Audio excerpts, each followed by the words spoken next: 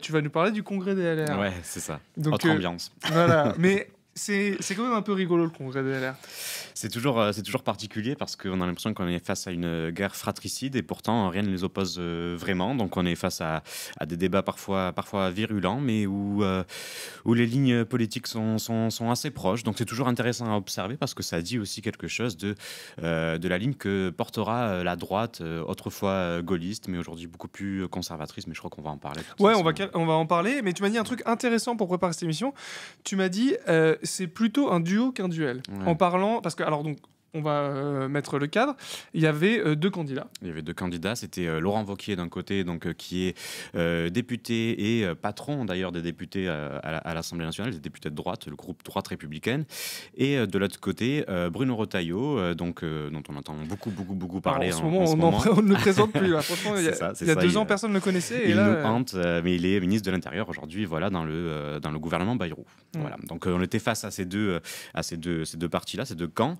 Et c'est vrai que oui, beaucoup plus un duo qu'un duel, parce que normalement dans un congrès, on le voit d'ailleurs en ce moment, notamment au Parti socialiste, il y a quand même certaines lignes de fracture entre sociodémocrates par exemple et une ligne beaucoup plus unioniste, beaucoup plus de gauche, même si on reste au Parti socialiste. À droite, c'était beaucoup plus resserré, c'est-à-dire que même s'ils ont des pédigrés différents à l'origine, c'est-à-dire que Bruno Retailleau, c'est plutôt un fils de Philippe de Villiers d'une certaine façon, donc cette droite très tradie, catholique, évoquée à l'origine, là aussi une droite plus européiste, finalement aujourd'hui se retrouve dans un camp beaucoup plus réactionnaire, conservateur, avec une obsession absolue contre l'immigration. Et d'ailleurs, c'est ce qui a régi la plupart des débats, malheureusement, dans les médias entre les deux. Carrément. On va en parler de ce glissement toujours plus réactionnaire.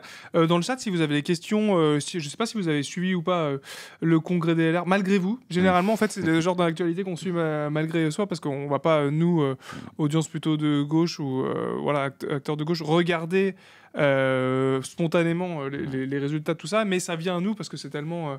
Puis surtout, ils prennent beaucoup d'espace médiatique. Ils prennent beaucoup d'espace, mais je me permets de te couper, mais malheureusement, il n'y a même pas eu de débat. Alors en fait, ça prenait des espaces... entre Wauquiez et... Voilà, okay, c'est vrai que Wauquiez voulait un débat entre Retailleau, avec Retailleau pour exposer une confrontation, disons, en tout cas pour la mettre en scène, et il n'y en a pas eu. Et ce qui a animé la débat, ce qui a animé le duel, si on peut appeler ça comme ça, c'est plutôt une guerre des outrances. Mais voilà, c'est malheureusement pas vraiment un débat d'idées. En tout cas, c'était pauvre de ce côté-là. Parce que bon, on va revenir sur les idées justement, mais bon, il y a un alignement de plus en plus. Voilà ton article. Bruno Retailleau prend la tête des LR et met le cap sur 2027. Donc je vous invite à aller lire. C'est sur l'humain. On va passer d'autres extraits. On va revenir un petit peu sur tout ce qui s'est passé, sur la manière dont ils ont fait campagne, etc.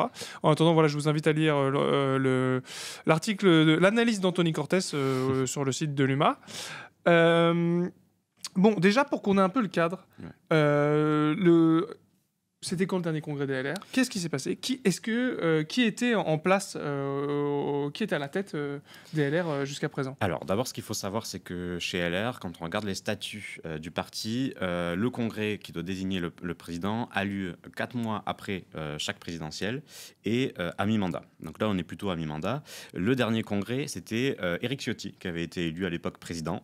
Alors et là, ça nous fait sourire parce qu'on se rappelle forcément... Voilà, vous avez tous en tête ces images de Ciotti qui s'est enfermé à clé dans son bureau et qui voulait pas en sortir, avec Valérie Pécresse qui arrive en se retroussant les manches pour le sortir de là. Ciotti Montana, on se rappelle. C'est ça. Et donc depuis, le siège était vacant. Donc ça fait depuis les dernières législatives anticipées où Éric Ciotti a décidé de former une union des droites, comme il l'appelle, parce que c'était plutôt une union avec l'extrême droite.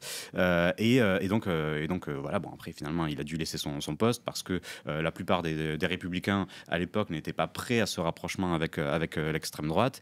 Et depuis, il a fondé son parti, l'Union des droites républicaines, l'UDR.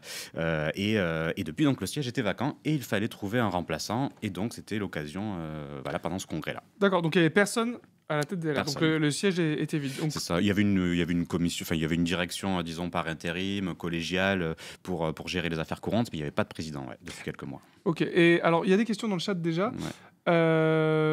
C'était sur la ligne économique. On va revenir à ça après, je pense, sur le fond. Il y a des gens qui disent le nombre d'adhérents.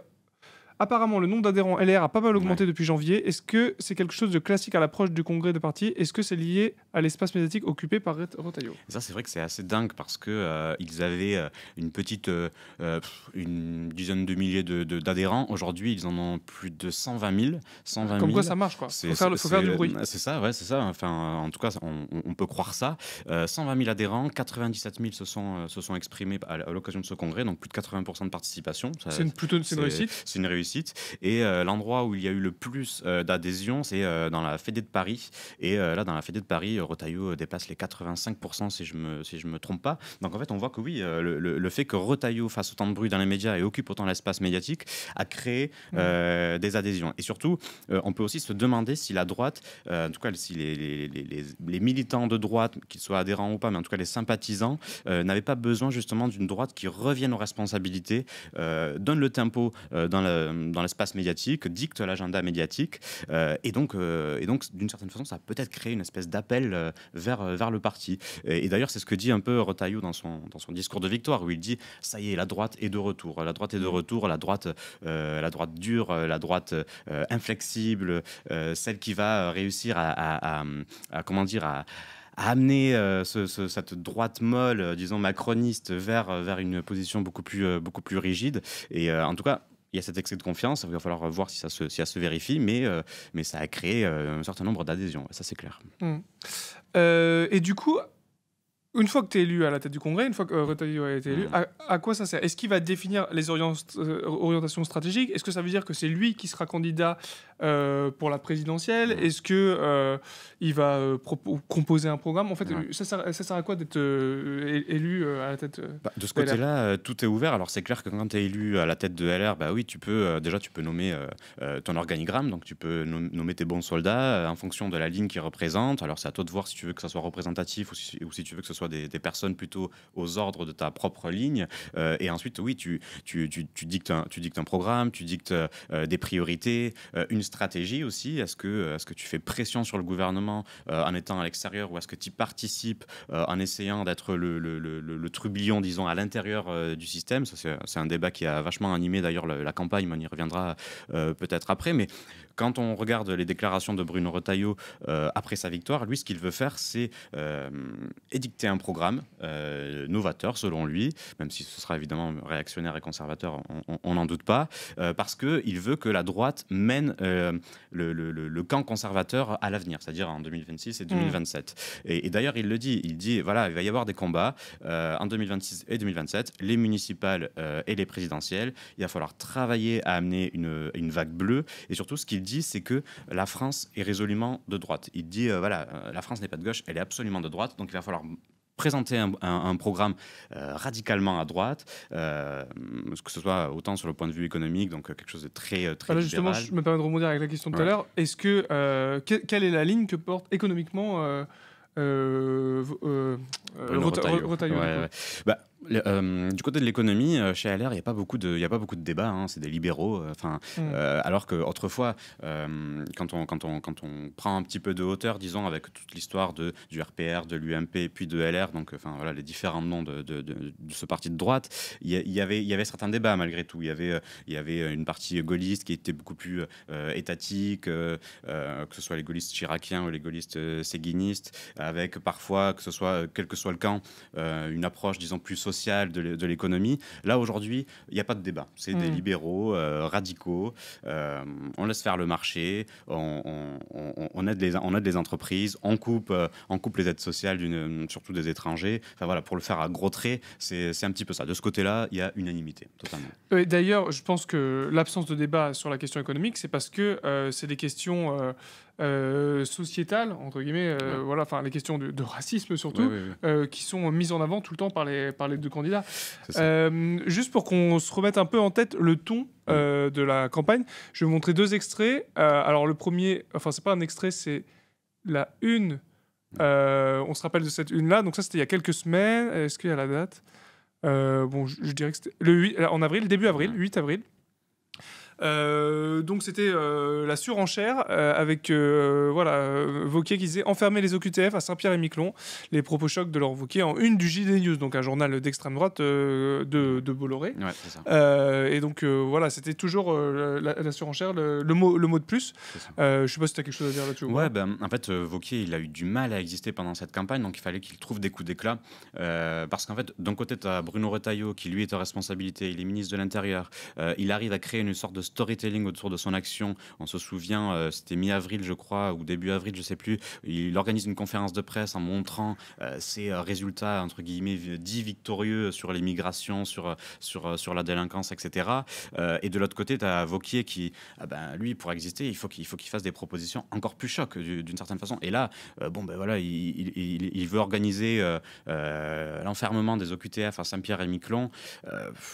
Et le pire, c'est qu'en plus, ça l'a plus que desservi parce que finalement, ça a été plutôt accueilli froidement à droite dans les rangs de LR, que ce soit chez les Pontes, Gérard Larcher notamment, et divers députés, que chez les militants. Moi, j'avais été, par exemple, en reportage dans un meeting, c'était de Bruno Retailleau à Levallois-Perret chez les Balkany, donc normalement, terre de droite, une droite loin d'être molle. Et en fait, ce qu'il disait, c'est qu'en fait, Laurent Wauquiez décrédibilise d'une certaine façon son camp. Avec il prenait pas ça au sérieux. Non, c'est ça. En fait, j'ai l'impression qu'il y a une aspiration chez LR autant à la radicalité que à la responsabilité, c'est-à-dire à aller assurer des fonctions, disons. Et là, Laurent Wauquiez, avec une proposition comme ça, qui est loin d'être inapplicable, en plus d'être absolument scandaleuse et inhumaine, décrédibilise tout un camp. Et c'est quelque chose qui est un peu dit à toutes les sauces en ce moment, mais voilà, il a été accusé de faire du Trumpisme à cette occasion. Ouais. Mais il n'était pas le seul, parce que de l'autre côté, on avait du coup Retailleau, et je me permets ce petit extrait, donc c'est... vous l'avez sûrement entendu, mais sur le voile dans le sport. Le sport, c'est comme la République. Le sport, c'est plus que le sport. Ça doit être un sanctuaire. Ça fait que quelques mois que nous avons tourné la page de l'olympisme. Mais l'article 50, vous le connaissez peut-être ou non, de la charte de l'olympisme, proscrit précisément tous les signes ostentatoires. Parce que le sport, c'est ce lieu, c'est cette grammaire universelle où on peut communier, quelles que soient les origines et quelles que soient les religions ou les croyances. Vive le sport et donc à bas le voile, bien sûr. Voilà. Pardon, donc il donne le ton et voilà, il y avait un peu cette notion de rendre coup pour coup. Il y en avait un qui allait dire une dinguerie et l'autre derrière allait surenchérir à chaque fois. Ouais. Alors je sais plus lequel arrive dans quel sens, mais bon, ça n'a pas grande importance parce que c'était le ton de la campagne, quoi. Ouais, et puis ça c'est une illustration, mais c'est vrai que Bruno Retailleau, il s'est illustré avec un certain nombre disons de dérives et de tentatives de coups d'éclat. Il y a cette question-là du voile où il dit abat le voile, enfin c'est quand même une outrance absolue. Il y a la volonté de remettre en cause le droit du sol aussi, que ce soit à Mayotte, mais aussi au-delà. Il y a les attaques aussi à l'AME, l'aide médicale d'État. Son soutien à Némésis. Son soutien à Némésis, c'est vrai aussi. Enfin voilà, il y en a tellement qu'on finit par en oublier. Et en face, Wauquiez répondait coup pour coup. Alors t'as raison, c'est vrai, c'est dur de dire qui a commencé, qui est l'œuf ou la poule, mais voilà, c'est vrai que c'est ce qui a dicté cette campagne-là. Et tu parlais tout à l'heure de Trumpisme, mais je pense que c'est complètement à propos parce que je crois qu'à droite, on est en train de prendre pour modèle évidemment Donald Trump, mais pas seulement, aussi Giorgia Meloni. Et d'ailleurs, Laurent Wauquiez, il y a 3 jours, il y a 5 jours, mais c'est 3 jours avant le scrutin, je crois, chez Europe 1, dit le modèle absolu, c'est Giorgia Meloni, c'est l'union des droites, c'est des positions de plus en plus dures, et c'est aussi une défense civilisationnelle, comme si la civilisation occidentale, je mets avec des énormes guillemets, était en danger menacée par je ne sais quelle menace. Par le voile dans le sport, apparemment. Apparemment, c'est ça, apparemment. Ouais. Donc voilà, c'est ça qui a dicté ces débats, et c'est malheureux parce que, alors, on n'est pas de droite, mais quand on regarde l'histoire politique française, la droite a pu amener une émulation intellectuelle à certains moments, le gaullisme notamment, puis après le villepénisme, même si ça n'a pas duré très longtemps, et ça revient, ça amène des débats sur ce qu'on est, sur la République, sur le fondement démocratique, etc., etc. Et là, on est face à une droite qui prend plutôt la roue de l'extrême droite, et c'est pas du tout à la hauteur de l'enjeu.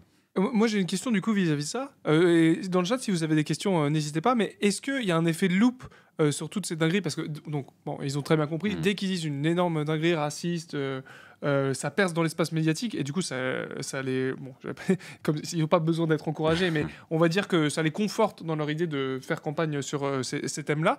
Mais est-ce qu'il y a eu des moments où ils ont un peu parlé d'autres thèmes? Est-ce que, justement, parler d'économie, mais bon, l'écologie, je suppose que c'est pas le grand truc à droite, mais voilà, est-ce que... Il y a eu d'autres termes qui ont émergé, et là, j'avoue que j'arrive pas à trouver d'exemple, mais peut-être toi qui as plus suivi ça. Non, il n'y a pas vraiment d'autres thèmes. En fait, ce qui a dicté cette campagne, c'est d'abord l'immigration, on en a beaucoup parlé, et ensuite la question stratégique, plus que la question idéologique. C'est-à-dire, est-ce que quand on est LR, on participe au gouvernement ou est-ce qu'on est en dehors? Laurent Wauquiez, par exemple, en a fait un des axes d'attaque contre Bruno Retailleau en disant on ne peut pas être président de LR tout en prenant le risque de se diluer dans la Macronie. Donc c'était ça le dilemme de la droite. Est-ce qu'on devient des macronistes comme les autres, et donc est-ce que d'une certaine façon on ne neutralise pas sa capacité à se démarquer et aussi à se distinguer en vue de la prochaine élection présidentielle, ou est-ce qu'on reste en dehors en étant d'une certaine façon des trublions, des poils à gratter, en bousculant l'agenda médiatique et les débats, mais en étant juste disons des agents perturbateurs. Donc c'était ça plutôt le débat qu'il y a eu, et je crois que avec cette élection-là, 75% quand même pour Bruno Retailleau, les électeurs de droite ont largement tranché pour la participation. Et d'ailleurs, Retailleau, déjà, dès le soir de sa victoire au JT de TF1, a dit « Moi, je resterai au gouvernement ». Par contre, ce qui va être intéressant à analyser, c'est quelle marge de liberté il va prendre peu à peu. Parce que, la question dedans, dehors, comme ils disent, est-ce qu'on reste et on essaye de faire des trucs Et est-ce qu'il prend encore plus de liberté pour prendre des positions encore plus chocs, quitte à troubler son Premier ministre, François Bayrou, qui est parfois ambigu avec le RN et ambigu sur ces questions-là, mais qui en même temps est un centriste à l'origine et qui ne peut pas non plus complètement prendre le risque de les braquer. Donc voilà, ça va être à suivre, d'autant qu'il y a les élections municipales qui arrivent. On va en parler. Mais est-ce que Bruno Retailleau peut prendre le risque de prendre des positions encore plus outrancières avec la possibilité de braquer, que ce soit le Modem, que ce soit Horizon, que ce soit la Macronie, donc Renaissance, et donc de se mettre à dos des alliés qui peuvent leur permettre de reprendre certaines villes. Il y a quelqu'un qui demande, il n'y a aucune dinguerie sur l'éducation nationale. J'élargis, il n'y a aucune dinguerie sur les fonctionnaires de manière générale. C'est vrai que j'ai pas la petite phrase là comme ça. Mais... Non, mais en fait, il y a eu des petites dingueries, par exemple. En fait, là, on revient sur un côté inspiration de Trump-Musk, c'est-à-dire qu'il y a une volonté de débureaucratiser, comme ils le disent, de déwokiser l'éducation nationale. Mais sur ce point de vue-là, ils se distinguent pas. Mais c'est vrai qu'il y a eu des dingueries de ce côté-là, parce que surtout qu'ils voient les enseignants comme des fonctionnaires d'ultra-gauche d'une certaine façon. Donc, mais voilà, c'était là encore une fois, on revient sur les outrances, et c'est tout ce qui a dicté les débats. Et c'est pas ce qu'on a le plus retenu, ce qui a le plus été mis en avant dans les médias. On va regarder un petit bout de son discours de victoire à Retailleau. Allez. Fait mentir les prévisions de celles et de ceux qui prédisaient pour notre famille politique, pour la droite, en réalité une sorte de mort prématurée. Vous les avez fait mentir, puisque aujourd'hui, nous avons eu des adhésions par milliers, une participation extraordinaire, 80% de participation, et vous avez fait, en réalité, vous avez apporté concrètement la preuve que la droite est bien vivante et qu'elle est ce soir debout. Vraiment, vous pouvez en être fiers. Je veux évidemment aussi saluer Laurent, saluer aussi ses soutiens qui ont fait à ses... Alors, je sais plus. Je pensais pas qu'on s'arrêtait, c'est tellement prenant que... On y prend goût. Ouais. Non, mais il y a ce passage-là, mais il y a aussi un autre passage aussi qui est marquant. Bon, là, d'abord, c'est l'autosatisfaction, évidemment. C'est la droite est debout, bravo à tous et tout ça. Et on a fait le plein d'adhérents, etc., etc. Mais il y a un autre passage, genre, je crois que c'est, je sais plus si c'est à 3,30 ou quoi, mais... là, j'étais à 3,30 juste. Non, j'étais à 2,30. Ouais, tu veux que je mette à 3,30 ? Vas-y. Je crois, où il parle de la gauche. Vas-y, on y va. Ah, bah oui, parce que ça va nous amener... Ouais. Ah ouais, il y a une constante quand même. Il y a quelque chose qui a émergé, ce truc-là. C'est que à plus aucun moment ils ne tirent sur l'extrême droite. Et ils font souvent des passerelles, des mains tendues. Par contre, clairement, les nouveaux ennemis, c'est la gauche. On va regarder. Largement toute notre famille politique. Et je le redis, je n'ai cessé de le répéter pendant tous ces jours de campagne, ces jours et même ces semaines, elle était longue la campagne. Dans cette campagne, je n'avais pas d'adversaire. Nos seuls adversaires, c'est la gauche mélenchonisée. Cette gauche mélenchonisée qui veut finalement communautariser la République, qui veut toujours plus diviser, qui veut toujours plus archipéliser la France. Et c'est à eux que nous devons réserver nos coups. C'est eux qu'il nous faudra désormais combattre pour tout le reste, pour tout ce qui nous a fait tant de mal, toutes ces divisions, toutes ces déchirures, toutes ces querelles aussi, tout cela, ce soir, c'est terminé. Une page se tourne et ce soir... Je vois que t'es à fond dedans, on peut laisser, hein, on peut le laisser en fond. C'est ça, mais c'est addictif. Hein, non, mais c'est fou, enfin, c'est exactement ce que tu disais. C'est, voilà, nos seuls ennemis, c'est la gauche mélenchonisée. C'est aussi cohérent par rapport à ce qu'on disait tout à l'heure sur une espèce d'obsession woke, comme ils le disent. Ouais. Et de l'autre côté, l'extrême droite, on l'oublie complètement, quoi. Et d'ailleurs, on la mentionne même plus. Même certains chez LR parlent plutôt de droite nationale plutôt que d'extrême droite. Mais c'est cohérent avec le contenu de la campagne. Alors évidemment, on a parlé des différents débats, des différentes prises de position, etc. Mais il y a aussi Laurent Wauquiez qui s'est exprimé quelques jours avant le scrutin en disant ce qu'il faut aujourd'hui, le chemin pour la droite, c'est l'union des droites. Voilà. C'est créer une union de Gérald Darmanin jusqu'à Sarah Knafo, donc eurodéputé Reconquête, proche d'Éric Zemmour. Ça d'ailleurs, tu l'as montré en extrait, on peut le montrer. Ah oui, carrément. Donc voilà, sur ce que tu dis sur l'union des droites. Ouais. Expliquer ce que je veux faire. Je veux le rassemblement de la droite. Je suis convaincu que c'est ça le chemin. Pas cette dilution dans la Macronie que je redoute, mais le rassemblement de la droite. Élargir au-delà des républicains, en fédérant des personnalités différentes qui viennent d'horizons différents, mais qui partagent la même volonté de mettre enfin en œuvre dans notre pays un projet de droite. Pour moi, pour citer des noms, ça va de Gérald Darmanin à Sarah Knafo. Alors moi, juste avant que tu continues là-dessus, ce qui est quand même intéressant, c'est qu'il met, on va dire, la droite de la droite, on l'a compris, ce serait Sarah Knafo, mais alors, pour lui, la gauche de la droite, c'est Darmanin. Il aurait pu dire, alors De Villepin maintenant est complètement infréquentable à droite, mais voilà, il a même pas tenté d'élargir à quelqu'un qui serait macroniste. Voilà, donc, enfin, de dire que Darmanin est la gauche de la droite, clairement, lui, son curseur, il est à l'extrême droite, quoi. Complètement. Et d'ailleurs, dans cette même interview, il parle d'Édouard Philippe en l'excluant totalement de ce cercle-là, en disant que Édouard Philippe, lui, il s'en méfie énormément parce qu'Édouard Philippe, il veut faire l'union de Anne Hidalgo jusqu'à François Bayrou. Donc, c'est là gauchiste d'Édouard Philippe. On voit ce glissement absolu de la droite. Karel Sem qui dit ce gauchiste de Philippe. Alors après, de son côté, Philippe a aussi tapé sur Wauquiez. Je crois que c'était le lendemain dans son meeting à Marseille. Mais voilà, là on voit ce glissement absolu. Et d'ailleurs, alors ça fait pas partie de mes grandes lectures, mais dans Causeur cette semaine, il y a Yvan Rioufol qui est un ancien éditorialiste du Figaro qui est maintenant à Causeur et qui est encore sur BFM, qui appelle justement la droite à former une union sur le modèle du Trumpisme ou de Mélanie qui a pu s'acoquiner avec la Ligue du Nord notamment en fait, en alliant, je ne sais plus comment il le dit, mais en gros, c'est ceux qui veulent faire péter le système, quoi, d'une certaine façon, et donc s'élargir à la droite et à l'extrême droite. Et d'ailleurs, c'est une position qui est portée depuis très longtemps par Mario Maréchal Le Pen, Mario Maréchal ou Mario, je ne sais plus comment on dit, Maréchal, qui quand elle était à Reconquête, justement appelait à faire cette espèce de grande coalition, et qui le dit encore aujourd'hui au RN. Et d'ailleurs, après les propos de Laurent Wauquiez, elle s'en est félicitée. Mais alors, c'est pas un discours qui est unanime, celui de Wauquiez, et d'ailleurs, c'est peut-être pour ça que sa ligne a perdu. Je sais pas, c'est peut-être que ça n'a pas convaincu. Moi, j'écoutais, pour préparer l'émission, j'ai écouté François Copé. François Copé, lui, il a vraiment la main tendue vers Édouard Philippe. Les vieux cadres, un peu, les éléphants des LR, ils ferment pas la porte au centre. Enfin, c'est même pas le centre, mais bon, on se comprend, quoi. À la droite, plus héritage gaulliste. Je sais même pas comment on peut le dire maintenant, parce qu'ils ont tellement, leur curseur a tellement été tous décalés que. Complètement. Mais en fait, il y a une distinction à faire entre ceux qui veulent absolument gagner, quel que soit le chemin, et ceux qui, disons, mènent une espèce de bataille idéologique pour extrême droitiser la droite traditionnelle.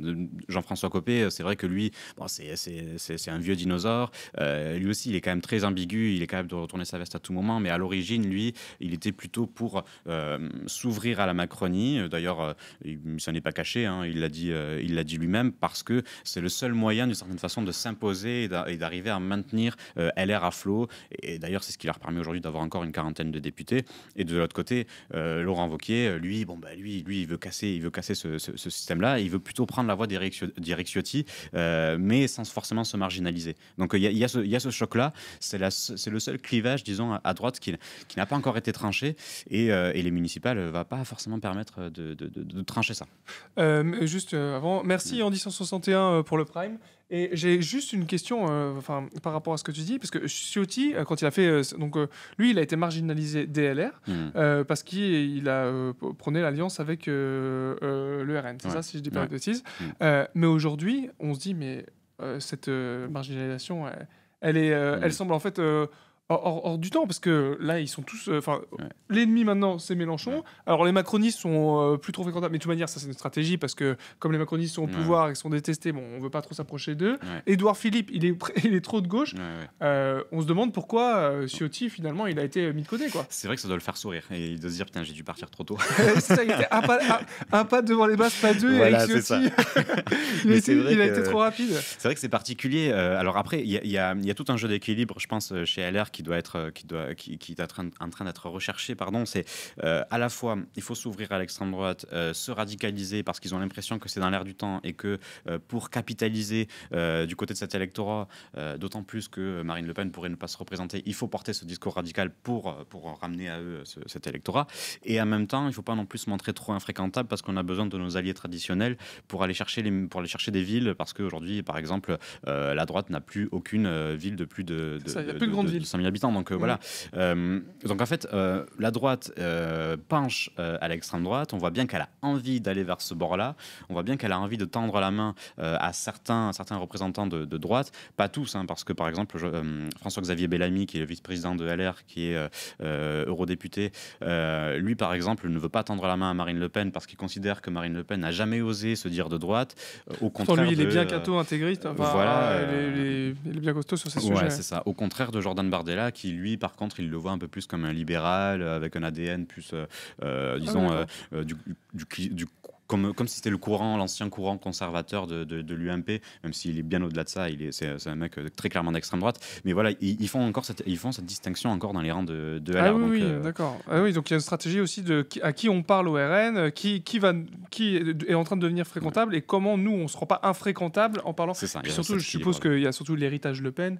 T'es marqué du sceau de l'infamie si tu fricotes avec la famille Le Pen, alors que Bardella, Bardella c'est le 109, quoi. On oublie un petit peu. C'est ça, c'est le côté, c'est la nouvelle étiquette, c'est le truc, c'est le nouveau produit marketing tout frais. Donc voilà, dans tous les cas, c'est une stratégie nauséabonde et on voit bien que la droite dite traditionnelle est en train de se salir les mains et est en train de provoquer une rupture absolue avec sa tradition gaulliste. D'ailleurs, Laurent Wauquiez comme Bruno Retailleau se considèrent du gaullisme, mais à aucun moment ils sont cohérents avec ça, parce que par exemple Laurent Wauquiez a chargé Édouard Philippe parce qu'il a appelé à voter, je ne sais plus dans quelle circonscription, pour un candidat communiste. En fait, le gaullisme, c'était aussi tendre la main à la gauche républicaine face à l'extrême droite. Et aujourd'hui, là aussi, il y a un point de rupture. Donc voilà, on voit ce glissement de la droite vers l'extrême droite. Pour l'instant, ça dit pas son nom, ça ose pas totalement assumer, mais très clairement, c'est ce qui se dessine. Ouais. Il y a une question sur Xavier Bertrand de Another Broken Soul. Xavier Bertrand dans tout ça, où est-ce qu'il se place? Et on parle de sa détestation. Alors moi, j'avoue, je n'ai pas autant suivi que toi. Et apparemment, il détestait Wauquiez. Ça l'a fait soutenir Retailleau. Voilà, donc c'est Xavier Bertrand qui, lui, a été à deux doigts à un moment de se penser comme... Enfin, il se voyait comme l'homme providentiel et il était à deux doigts de se présenter... C'était quoi C'était... Il gagnait la primaire... C'était pour la primaire Il s'était présenté à la primaire, ouais, c'est ça. Et puis, régulièrement, il fait des interventions dans les médias pour dire « j'arrive, c'est c'est à moi, faites-moi confiance ». Et il n'arrive jamais. Mais c'est vrai que Xavier Bertrand, lui, il se dit gaulliste social. Donc, en fait, voilà, c'est la vieille tradition chiracienne. Après, dans ses prises de position, c'est un libéral comme les autres. Par contre, il est beaucoup moins hardcore sur l'immigration. Et c'est vrai que le soutien à Retailleau était plutôt surprenant, mais lui, comme d'autres, comme Jean-François Copé, par exemple, ils ont soutenu Retailleau plutôt pour faire barrage à Laurent Wauquiez qu'autre chose. Pas pour des raisons, pas totalement pour des raisons idéologiques, mais plutôt pour des raisons de querelles personnelles et d'antécédents. Mais Xavier Bertrand, c'est très compliqué à dire parce que voilà, c'est ce qu'on disait, il s'annonce régulièrement et à chaque fois, les médias font souffler une possibilité de le voir arriver et rafler la mise. Mais finalement, ça n'arrive pas. Et puis, en plus, il n'a pas vraiment de troupes. Chez LR, il s'est largement marginalisé. Malgré son implantation il est dans les Hauts-de-France, président des Hauts-de-France. En fait, le problème, c'est qu'il a pris énormément de distance avec LR. Il a pris une position critique. Et du côté de LR, il y a une tradition de discipline de parti qui fait que, d'une certaine façon, il a été vu, signalé comme un individualiste. Et donc, forcément, à droite, c'est compliqué de marquer des points. Après, il n'est pas éliminé. Hein. Ça, c'est, voilà, par exemple, David Lisnard appelle à l'organisation de primaires à droite pour l'élection présidentielle de 2027. On peut imaginer que Xavier Bertrand se présente et qu'il la ramène à lui des Lisnard, même des anciens LR qui pourraient peut-être gagner la primaire si elle est élargie. On imagine peut-être Aurélien Pradier et autres. Et là, peut-être qu'il pourrait avoir sa chance. Je ne sais pas. Mais quand on voit la radicalisation globale de LR, il est gentiment mis à la marge, mais il a toujours une possibilité d'un comeback. N'hésitez pas dans le chat si vous avez des questions. On va rester encore un tout petit peu sur ce sujet avant de passer au sujet suivant sur la santé. Et la question qu'on va se poser maintenant, c'est quoi la suite? Alors, il y a plusieurs questions vis-à-vis de ça. Il y a la suite pour Wauquiez, la suite pour les municipales, la suite pour les présidentielles. D'abord, Wauquiez, est-ce qu'il est finito, Wauquiez? On aimerait bien, mais c'est comme Xavier Bertrand, il y a toujours un éternel comeback, quoi. C'est ça. C'est vrai on a du mal à imaginer qu'il puisse se relever d'une telle gifle, hein, parce que 25% dans une élection interne, dans un duel, en fait, dans un mano à mano, c'est quand même une immense déculottée. En revanche, Bruno Retailleau lui a tendu la main. Ça doit sûrement être son côté catholique pratiquant. Il a le pardon, il est miséricordieux. Voilà. Ils sont sympas. En plus, je trouve qu'ils sont tous un peu gentils avec une petite voix, tu vois. Oui, c'est genre, ça. Une fois que le duel est fini. Tous comme ça. Non, mais c'est ça. Retailleau a voulu lui tendre la main en disant non mais voilà, je vais avoir une pensée pour Laurent, il doit compter dans les prochains débats, donc on peut imaginer qu'il lui donne une place dans l'organigramme. Est-ce que c'est vice-président, Saint-Bruno voilà, Saint-Bruno voilà, le Vendéen, on le retrouve.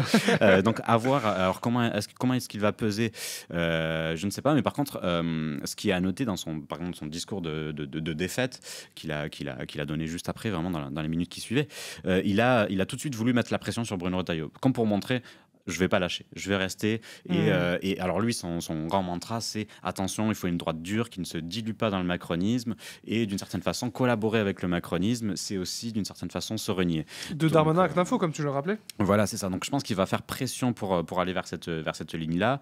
Il a quand même quelques troupes, lui, de son côté, donc il a un pouvoir de nuisance, et en plus, il est patron des députés LR. On a parlé à un moment donné de le voir peut-être lâcher la présidence du groupe droite républicaine, et finalement les députés ont serré les rangs autour de lui en disant non, nous on veut garder Laurent Wauquiez, c'est une grande figure, il n'a pas démérité, etc. Donc il va encore avoir des responsabilités, il aura encore cette étiquette qui est quand même prestigieuse pour intervenir dans les médias, pour mettre la pression, pour essayer de mettre le curseur sur tel ou tel sujet, sur tel et tel marqueur idéologique. Donc voilà, de ce côté-là, il va exister. Après, est-ce qu'il va pouvoir éventuellement postuler pour être le candidat de la droite à la prochaine présidentielle? Difficile de l'imaginer quand même, parce que c'est aussi prendre le risque de prendre une deuxième gifle. Mais ça reste un cadre bien établi, il va pas bouger, quoi. Il va peser dans les débats LR. C'est ça. Je pense que c'est ce qui va passer, c'est ce qui va se passer, pardon. Et pour le reste, les présidents de région d'ailleurs. Il est plus, parce qu'il vu qu'il est député, il pouvait pas cumuler deux fonctions, avec une fonction exécutive, mais il est toujours conseiller régional, si je me trompe pas. D'accord. Donc ok, Wauquiez, c'est pas une fin de carrière, c'est juste voilà. Et puis on a l'habitude quand même que les politiques se prennent une fessée et reviennent de manière comme si de rien n'était, et puis en homme providentiel, donc voilà. Ok, alors tu parlais de la question d'abord les municipales, parce qu'on va être chronologique.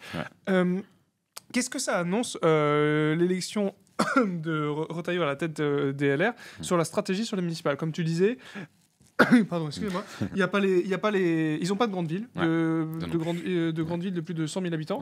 Ouais. Du coup, qu'est-ce qu'ils préparent? Et puis comment aussi gagner des grandes villes avec l'état des LR actuellement. Enfin, la concurrence à droite entre les macronistes, le Pen, enfin le RN, et puis même Ronquette, je suppose que ça doit peser aussi.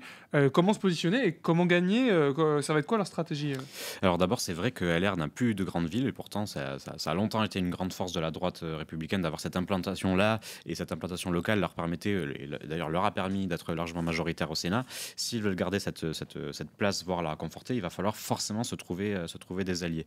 Aujourd'hui, la seule grande ville qui est à peu près, disons, dans le panier de la droite, c'est Toulouse, mais Jean-Luc Moudenc n'est plus à LR depuis 2022, donc voilà, on peut le compter dans LR si on est gentil, mais voilà, il n'y a plus de grande ville. Puis il est vers la porte de sortie. Et en plus, voilà, et en plus, il est assez âgé. Ouais. Donc je sais plus, je crois que c'est son 3e mandat, je crois. Mais en tout cas, voilà, il va falloir trouver des alliés à LR. Donc quelle stratégie ils vont prendre? Quand on prend le discours de Retailleau de Victoire, lui, ce qu'il dit, c'est la droite est de retour, la droite va pouvoir réussir à obtenir des victoires seule, on va avoir une vague bleue. Donc quand il dit vague bleue, forcément, il pense voilà, à la vague d'antan, sous Chirac notamment. Sauf que aujourd'hui, quand on voit tout le socle commun, disons, donc de la Macronie, Horizon, Modem, LR, si chacun se présente dans son coin, ils vont perdre absolument toutes les villes. Donc, ils ne peuvent pas imaginer d'une certaine façon ne pas s'allier avec la Macronie. Donc, c'est plutôt ce qui va... D'accord, donc ça c'est le prérequis de base, c'est la droite au municipal va s'allier avec la Macronie. En tout cas, je vois pas sauf comment. Surprise, quoi, tu veux dire. Surprise. Après, il va y avoir des trucs au cas par cas. Par exemple, à Lyon, Jean-Michel Aulas, ancien président de l'Olympique Lyonnais, va se présenter. Et il est largement soutenu par la Macronie, mais il est largement soutenu par la Macronie. Pourquoi? Pour empêcher une candidature LR. Donc la question se pose chez LR de soutenir Jean-Michel Aulas ou pas. Donc en fait, il va y avoir pas mal de choses au cas par cas, mais dans l'ensemble, on va quand même plutôt aller vers des alliances parce que c'est le seul moyen, à la fois de sauver les meubles, de sécuriser, d'exister encore sur le plan local pour pouvoir exister ensuite au plan national.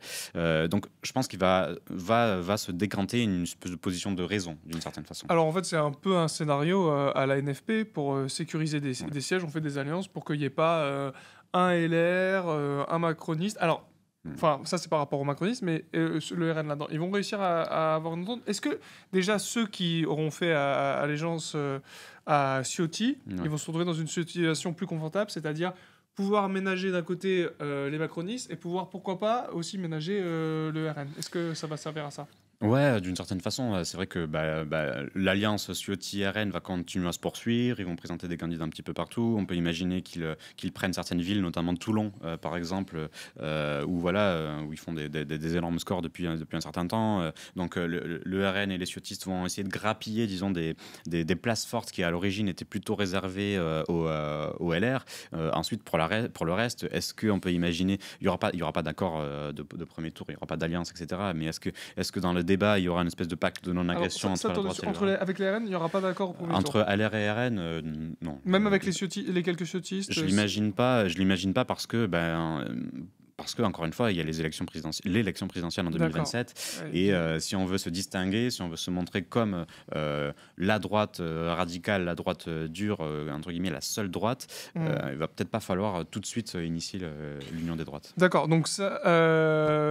Mais par contre, au second tour, oui, enfin, de toute manière, la ligne là, c'est maintenant tout face à la gauche. Ouais. Enfin, il faut tout faire pour que la gauche ne soit pas élue. Donc, on imagine bien qu'au second tour, ils n'auront pas trop de problème à soutenir les uns les autres. Entre d'ailleurs les macronistes et les LR. Les LR et les macronistes, mais aussi maintenant, je pense que, dis-moi si je dis n'importe quoi, je pense pas qu'il y aura un cap qui sera franchi sur les macronistes qui soutiendront ouvertement les RN. Ils vont jouer au nini, quoi, comme ils savent bien faire. Oui, voilà, c'est ça. C'est dire, nous n'appellerons jamais à voter pour la gauche, et ils s'arrêteront là, sauf qu'en fait, on a compris, quoi. Donc, très bien. Donc voilà. Et par contre, les LR possiblement feront des passerelles vers le RN, quoi.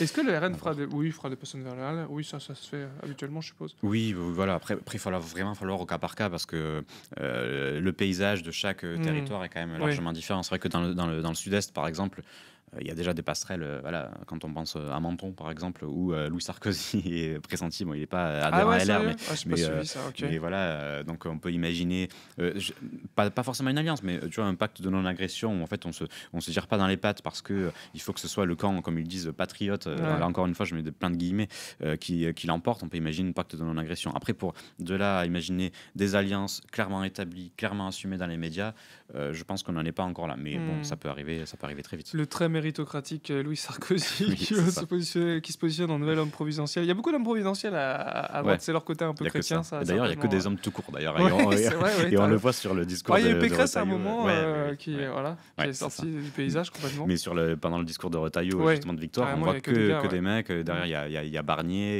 il y a Larcher. Enfin, là, pour le coup, les vieux mecs de plus de 50 ans, blancs, etc. Là, ils sont tous là. On l'avait oublié, Barnier, tu vois déjà. Oui. Il est encore là. Ok. Et il y avait juste une question sur la proportionnelle. Ils ont annoncé une position sur la proportionnelle avant qu'on passe au chapitre sur les présidentielles. Ouais, sur la proportionnelle, les LR, ils sont plutôt contre parce que en fait, ils trouvent que c'est une sorte d'atteinte au principe de la Ve République, et vu qu'ils se disent héritiers du gaullisme, ils sont plutôt opposés. Par contre, quand je discute avec des députés LR, parce que forcément, vu que je suis LR, il faut que je parle avec eux, je discute avec eux. Voilà, quand je parle avec eux, ce qu'ils me disent, c'est on peut faire un pas vers la proportionnelle, mais à une condition, c'est qu'on revienne sur le non-cumul des mandats. Non-cumul des mandats qui a été institué sous François Hollande, et voilà, qui aujourd'hui fait qu'on n'a plus de députés maires. Ça, les LR, ils aimeraient bien retrouver ça, qu'on puisse être maire d'une grande ville éventuellement et aussi député. Ça peut être sympa, ça. Ça peut être sympa. Ils étaient tristes pour le cumul des mandats. Ouais. Voilà. Ok, la présidentielle. Qu'est-ce que ça augure, cette élection de Retailleau à la tête au Congrès là? Est-ce que c'est lui, ça devient le candidat naturel du coup des LR ou, parce qu'il y a quand même pas mal de prétendants. Il y a Darmanin qui est toujours dans le secteur, et puis qui fait lui aussi des sorties là, celle sur la Guyane notamment. Je sais, il y aurait qui d'autre en l'état. Bon, Wauquiez du coup là. Il a un peu sur 2 ans, il ne faut jamais se dire jamais. Mais c'est ça. Bon, Xavier Bertrand, on en a déjà parlé. Édouard Philippe aussi. Enfin, il y a tout un ensemble de prétendants éventuels. Alors après, aucun ne s'impose vraiment. Enfin, les seuls qui s'imposent, c'est Bruno Retailleau par sa victoire là. C'est Édouard Philippe qui est le favori des sondages, parce que dans tous les sondages, c'est le seul qui arrive à aller au 2e tour et à éventuellement battre le RN, que ce soit Jordan Bardella ou Marine Le Pen.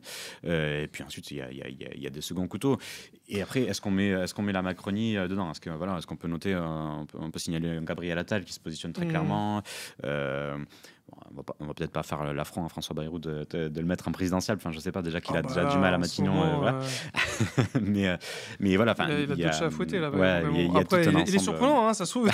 Il est surprenant. Il est plein de ressources. Il est plein de ressources. Ça fait 30 ans qu'il est visible comme ça, donc on sait pas. Donc voilà, à voir, il y a tout un ensemble de noms. Après, ce qui va être intéressant à noter, c'est que quelle stratégie, quels alliés. Et là encore, on en revient à ça. C'est est-ce que LR va vouloir tenter le coup tout seul? Si oui, ce sera forcément, en tout cas, on peut l'imaginer, un Bruno Retailleau, parce que d'abord, parce qu'il est plébiscité. Deuxièmement, vu qu'il est président de LR, il va forcément avoir la main pour s'opposer à des primaires. Je le vois pas organiser une primaire, surtout que à droite, on a un passif de ce côté-là où on a vu des guerres de clans qui ont pu ralentir, disons, une dynamique présidentielle. Donc on peut imaginer que Bruno Retailleau, que LR, si LR veut y aller seul, ce sera Bruno Retailleau qui portera le drapeau. Et d'ailleurs, ce matin, là encore, il a envoyé une newsletter aux militants en disant le but, c'est de créer un projet, des propositions, et le point final, ce sera la victoire. Donc on peut imaginer qu'il est déjà en train de se préparer, voilà. Et puis on voit bien qu'il se voit lui-même encore une fois en homme providentiel. Et d'ailleurs, dans ces différents meetings de campagne pendant le congrès LR, lui-même disait le but, c'est de ramener une droite capable de gouverner sur tous les plans, que ce soit sur les plans local, en allant chercher les villes, les collectivités, mais aussi au Parlement et in fine à l'Élysée. Donc ça c'est le plan de Bruno Retailleau idéal.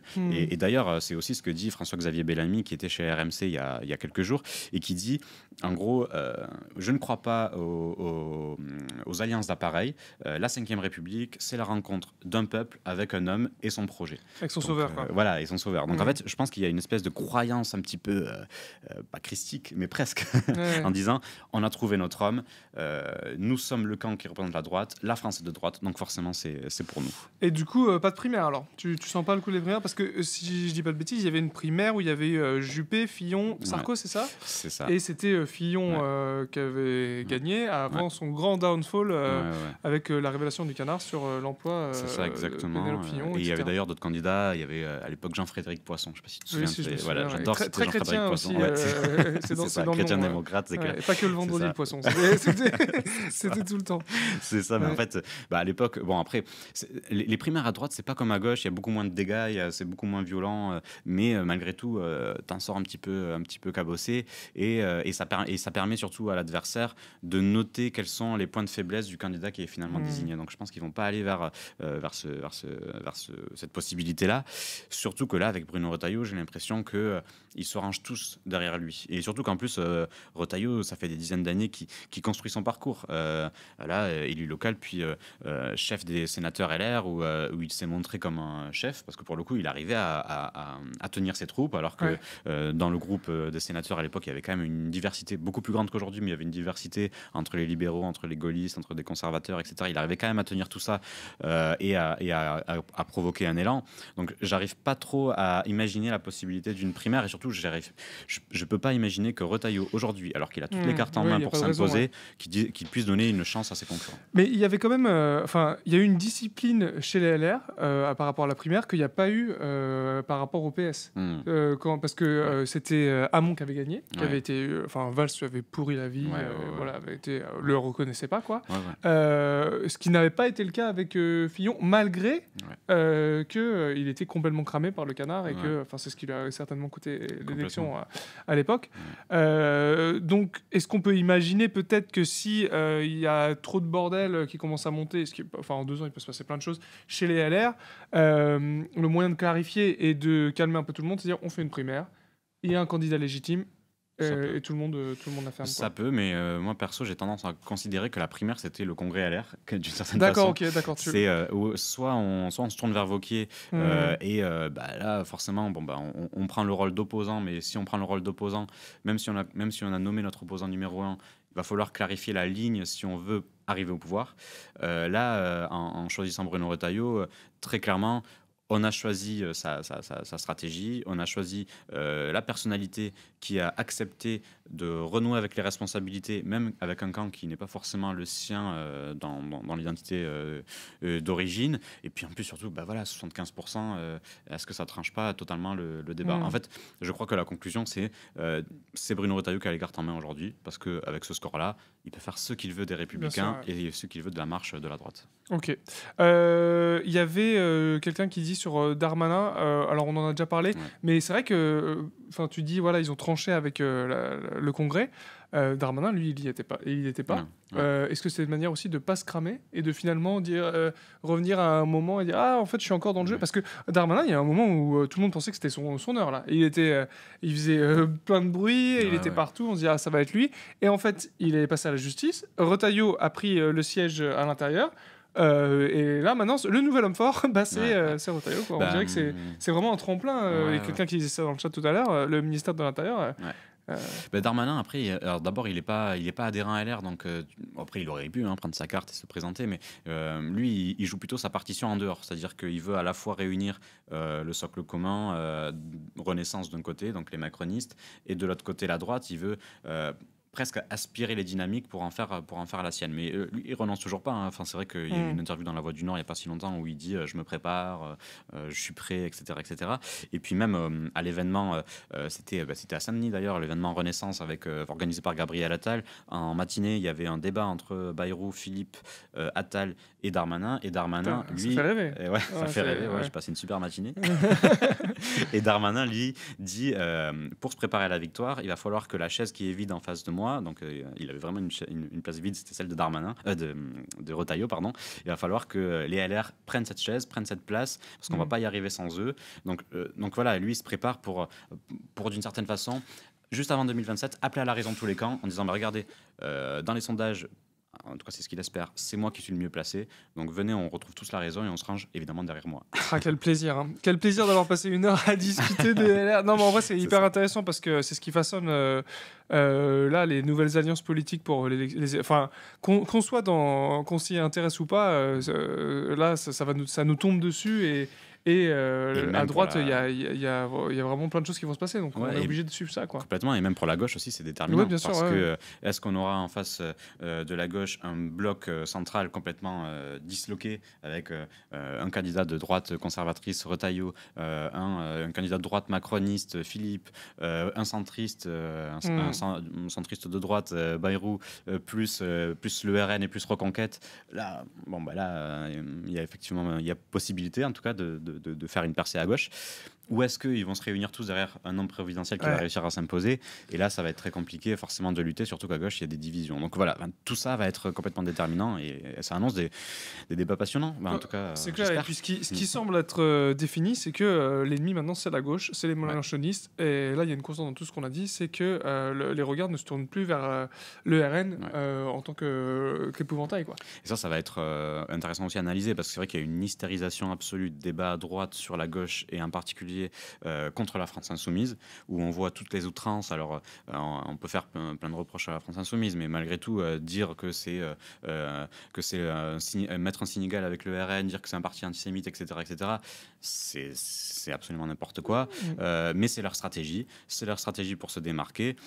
Et il va falloir voir comment à gauche, les autres partis, les autres formations vont faire bloc avec la France insoumise, ou au contraire jouer une autre partition. Et si c'est une autre partition, laquelle et est-ce qu'elle peut vraiment exister face à un bloc de droite qui prend de la force de jour en jour, quoi. D'ailleurs, on y reviendra là-dessus parce qu'il y a l'appel de Tournelier à toute la gauche là, début juillet avec Lucie Castet. Donc forcément, on refera cet exercice à cette occasion. Il y a quelqu'un qui dit c'était intéressant au début, je sais pas si tu parles du début du stream, mais en ce moment, tous les jours, j'entends parler des présidentielles qui sont dans 2 ans. C'est insupportable. Ouais. Bah, c'est pas quelque chose qu'on fait à l'UMA, je pense, mais là, c'était un peu l'occasion quand même de revenir sur le congrès des LR.